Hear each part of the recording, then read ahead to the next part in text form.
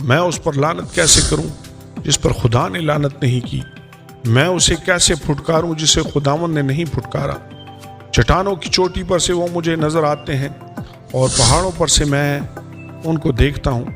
دیکھیے وہ قوم ہے جو اکیلی بسی رہے گی اور دوسری قوموں کے ساتھ مل کر اس کا شمار نہ ہوگا۔ یعقوب کی گرد کے ذروں کو کون گن سکتا ہے اور بنی اسرائیل کی چوتھائی کو کون شمار کر سکتا ہے؟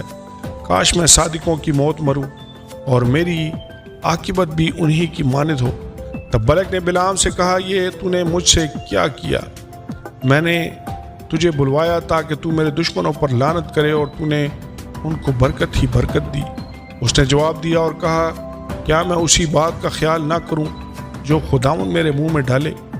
تب اس نے اپنی مثل شروع کی اور کہنے لگا، اٹھ اے بلک اور سن، اے صفور کے بیٹے، میری باتوں پر کان لگا۔